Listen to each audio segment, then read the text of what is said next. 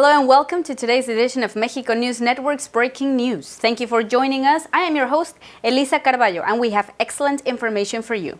Mexico News Network is your #1 source for reliable information on business and investments in the Americas, stock markets, as well as bonds, and also corporate information about Mexico. Learn more by browsing through our website on www.mexiconewsnetwork.com, our digital content platform that provides extensive information about Mexico's thriving and rising industries. Now let's start with today's main headline stories.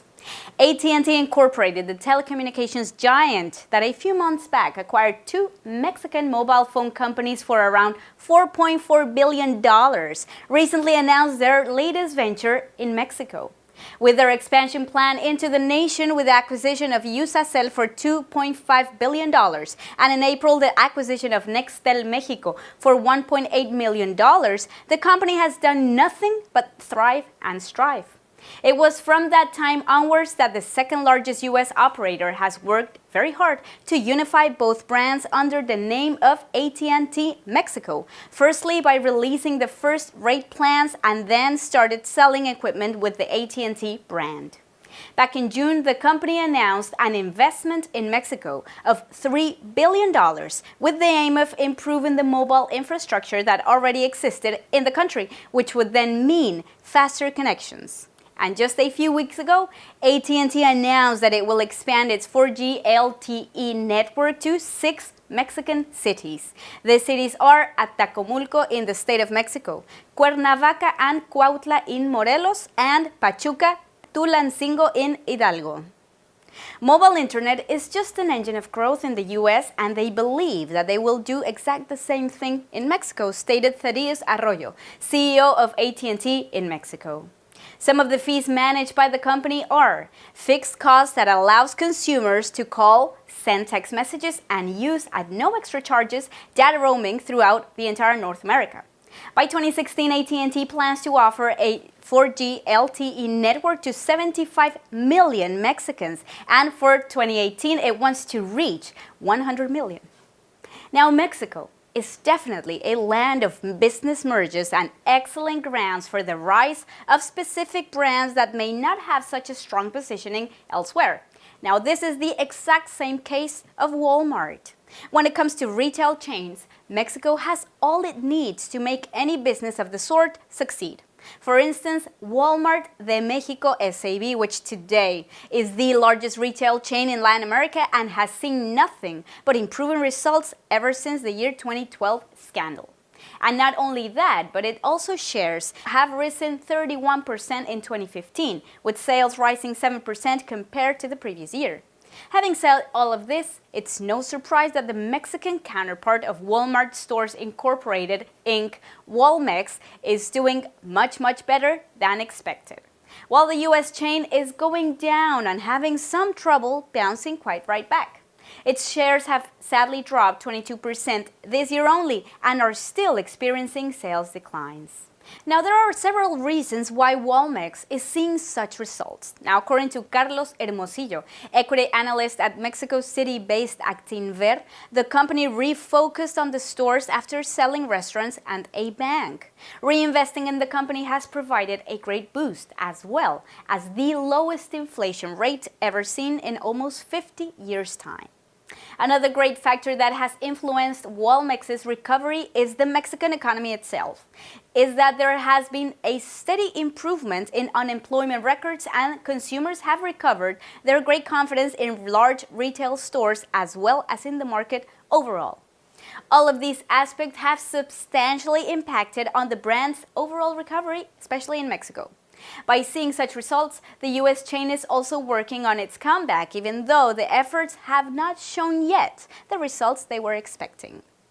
Now, in other news, and besides the fertile grounds for investment and business ventures, Mexico has also created brands that have sold millions and billions of dollars, generated high revenue, and also positioned themselves as solid leaders in their respective markets. Having said the aforementioned, marketing research agency Millward Brown recently released its 4th annual count and listed some of the most valuable brands in Mexico and the entire Latin America. The three most valuable Mexican brands are: Corona is valued at $8.5 billion, Telcel at $6.2 billion, and Televisa at $4.4 billion. All of these brands included in the ranking actually feature data regarding consumer sectors, retail, finances, business to business, and services overall. All of them grouped together, the brands add up to a total of $57.4 billion, which can then be compared to the own value of Disney at a worldwide level. It's noteworthy that of the total number of brands contained in the ranking, 27% of these are beer brands. It is a common feature in Latin America, according to Vice President of Millward Brown, Vermeer Fernando Alvarez. Now, some of the other brands that joined in the rankings this year only are Sanborns, Bimbo, Telmex, Modelo, and Marinela. All of them, of course, 100% Mexican brands. Now, moving along to Mexico's more financial status. As of today, annual inflation rate in Mexico is actually eased to 2.52% in September from 2.59% in August of this year, 2015. The inflation hit a fresh record low for the fifth straight month, despite a nearly 13% depreciation of the Mexican peso before the US dollar ever since the beginning of the year 2015. Now, inflation rate in Mexico averaged 26.28% from 1974, when it up until 2015, reaching an all-time high of 179.73% in February of 1988, and a record low of 2.52% in September of this year, 2015. Now, inflation rate in Mexico is reported by the Instituto Nacional de Estadística y Geografía, better known as INEGI.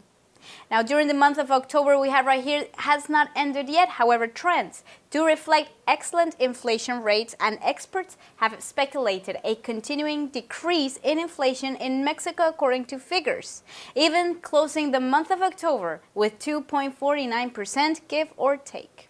Now, in regard to the Consumer Product Index, which measures changes within the prices paid by urban consumers for a particular representative basket of goods as well as services in Mexico, year on year, the cost of education actually recorded the highest increase by going up to 4.27%. This was followed by non-food prices, which were up by 2.78%, and food, drinks, as well as tobacco industry, which was up by 2.25%. Excluding food and energy, the core inflation was up by 2.38%, slightly from the 2.3% in the previous month. Now, on a monthly basis, consumers' prices edged up to 0.37% from a 0.21% in August. Energy costs fell to 0.12%, while upward pressure came mainly from education prices by rising up to 2.06%, as well as fruits and vegetables, which were all up by 2.01%.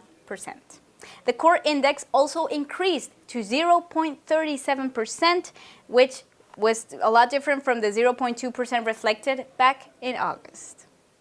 Thank you for staying with us. This was all for today. Remember, we are broadcasting from our headquarters, Mexico News Network in Cancun. I'm your host, Elisa Carballo, and do not forget to follow us on Facebook, Twitter, as well as Google+, and why not browse through our website on www.mexiconewsnetwork.com for more information on Mexico's stocks, bonds, markets, and thriving and rising industries. We'll see you next time.